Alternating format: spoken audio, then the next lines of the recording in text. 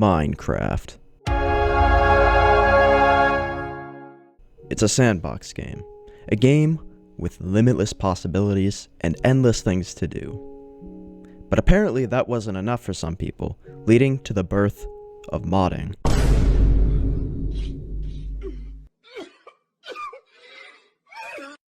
Fast forward a couple years and now we're here. Divine Journey 2.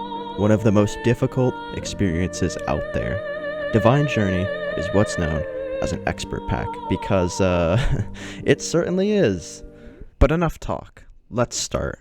I am allegedly, in Divine Journey, a fallen angel sent to uncover the meaning of life. But fuck that shit. This is Minecraft, and everybody knows that the ending of Minecraft is when you beat the Ender Dragon. And since speedrunning and 100 days is popular, that is what I'm going to be doing. The first thing I needed to do was generate a world. I know, who would have guessed? Now, when I spawned, I looked around, and it seemed to be a pretty good spawn, but unfortunately my shaders were pretty buggy, so you're going to be stuck looking at the horrific 1.12 lighting system. My apologies. Like the start of every other playthrough known to man, I punched some wood, got some basic resources, made a crafting table, which for some reason needs stone tools, but that wouldn't stop a yogurt mill like myself. I then found a group of these adorable frogs, which I promptly admired for several minutes. I love frogs. It was becoming nighttime by this point, and so I decided to go into a cave and get some iron, which I would need to make a furnace. Yeah, you need iron to make a furnace. But how would I smelt iron without a furnace? You'll see in a minute. I left the cave and wandered around a bit more until I found an area that I liked, so I decided to make it my home by stealing this random farmer's home and genociding the local cow population. I also found this king crab, which had 100 health and would drop some items that I knew I needed to progress later.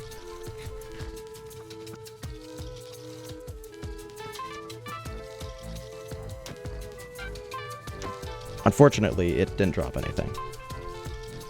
Using some of the burning essence that I crafted a minute ago, along with some crushed ore, I could throw it into water and it would magically fuse together to make 4 iron ingots. And that is literally the only time we will ever make iron this way for the rest of the game. Why is this recipe in the game? Because it's an expert pack, and that means that recipes need to be irrationally convoluted. It didn't matter though, because now I had a furnace. Nothing could stop society now.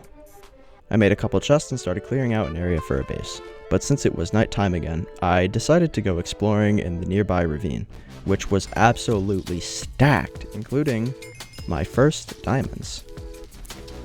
I returned to the surface and was confronted by a crab which was protesting the development of society by attacking me, and luckily nothing stops the grind. Except for running out of axe durability and taking 4 hearts per hit. I also went to grab some clay, sand, and gravel to make grout for a Tinker's Construct smeltery, which is like a furnace but on crack. It can smelt dozens of ore at once and turns 1 ore into 2 ingots.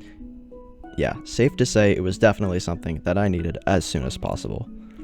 I finished out the second day by making some farms for things I knew I would need a lot of in the future, like hemp, wild root, wheat, and canola.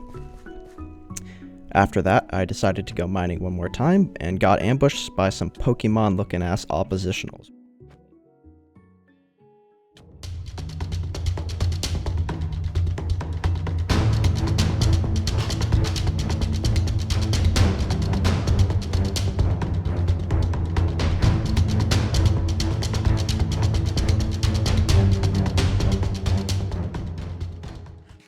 But they didn't, since I'm basically a singularity of testosterone.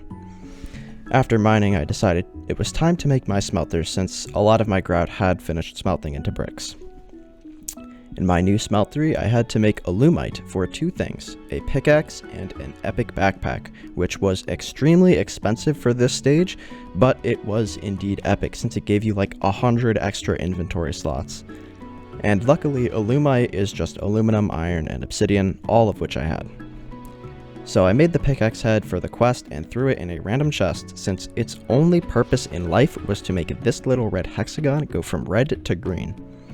I still needed a few more things for the backpack though, so I went exploring, in which I found a spooky dungeon that ambushed me with a jungle temple arrow trap, a village which I raided for books, and a farmer's house which I obviously stole. After all that, I was finally able to make the best item in the first chapter of the quest book.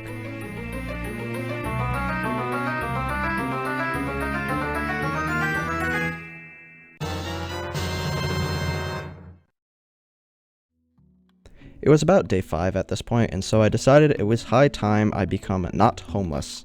I found a block pallet that I thought looked decent considering it was 1.12 and everything looks like vomit, and so I started building.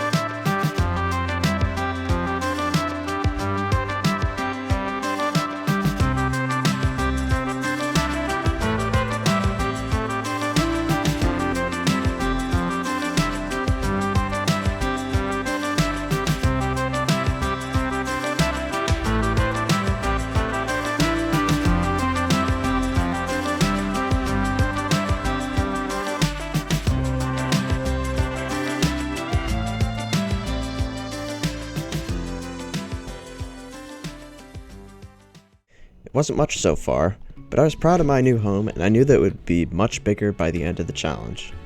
It was about day 8 by this point, and now that I was established, I figured there was no time like the present to move on to Totemic, the first real chapter of the game. Totemic is a sort of shamanistic type mod where you carve totems and perform rituals in order to get new items or effects. And in order to start, I needed a totem cutting knife, which needed 81 blocks of obsidian, meaning that this knife weighed 200 tons. I didn't really have an area for Totemic at this point, and I just wanted to avoid putting stuff wherever it fit, because otherwise I would have had a garbled tangle of wires, machines, and farms by the end of this challenge. And so I decided to clear out a little area on the beach for all my totemic shenanigans, and I even built this little bridge.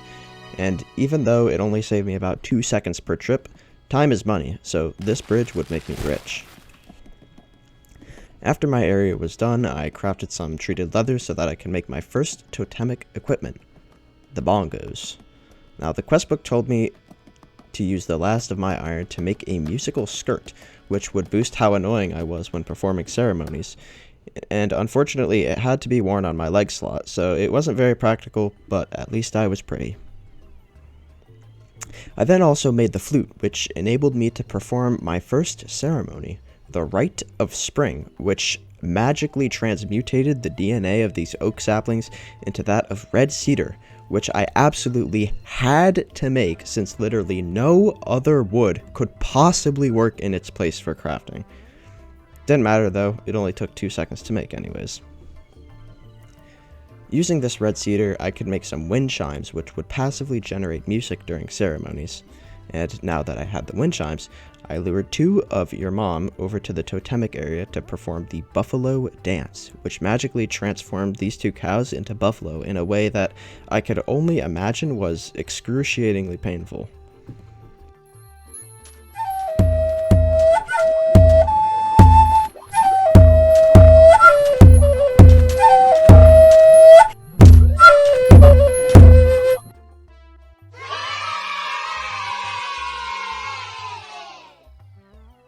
I needed the drops from these buffalo, but I only had 2 and they were both babies, so I needed to do something to pass the time.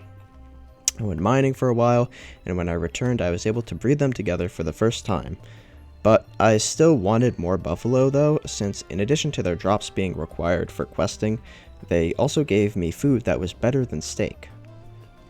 In the meantime, I wanted to upgrade my gear since obsidian armor was not going to cut it for the future. I made some Realmite armor, but I didn't have enough for a full set. And I also wanted to make an enchanting table, but not only did I need more Realmite for my armor, I also needed more diamonds for an enchanting table, so back to the mine I went. But on the way there, tragedy struck.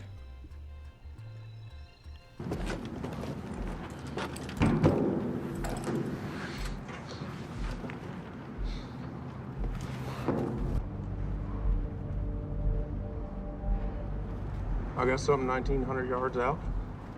Correction is 2,100 yards out.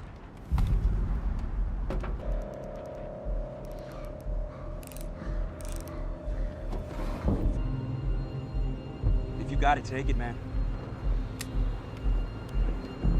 Aim small, miss small. Do it for bagels.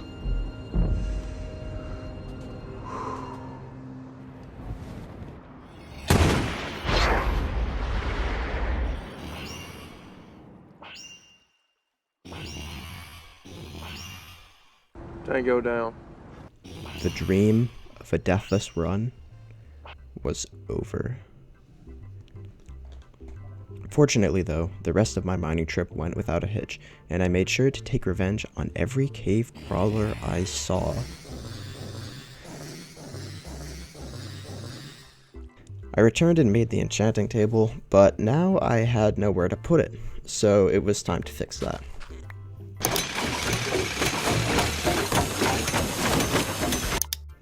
It wasn't fancy, but it didn't have to be. And using some of the P that I saved from earlier, I got to level 30 a couple times and got some pretty good enchantments on all my gear. After all this, I still was not happy with the number of buffalo that I had, so I decided to go looking for lilac.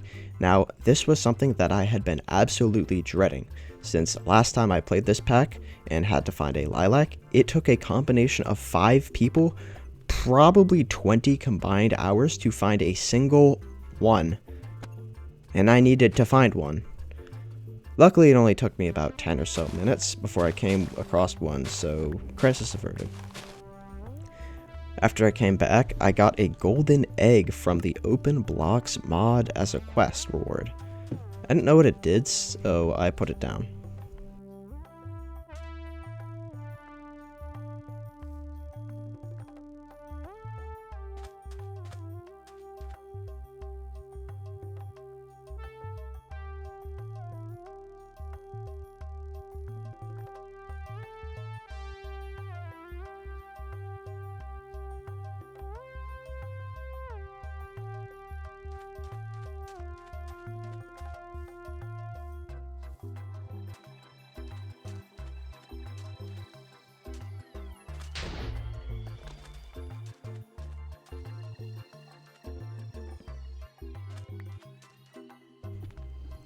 After my child spawned in an overdramatic fashion, I watched him for a bit before noticing that his only purpose was to break torches. So after those shenanigans, the questbook told me that I needed eagle bones and eagle feathers.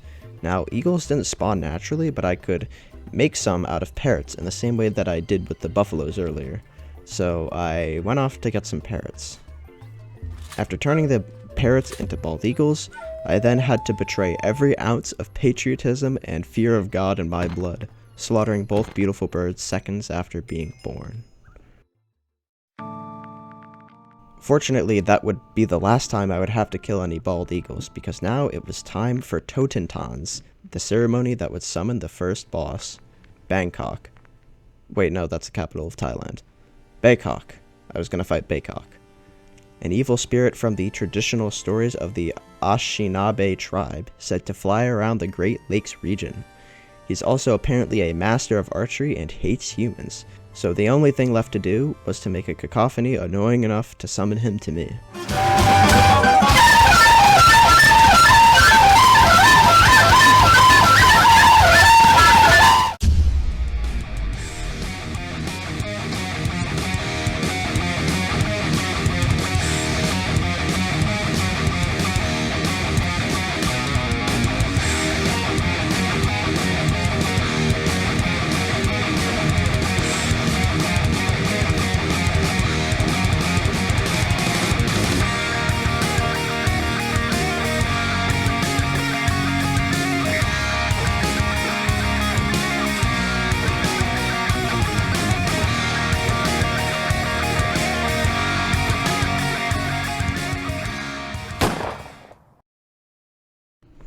With the fall of Baydick, two possible paths opened up to me.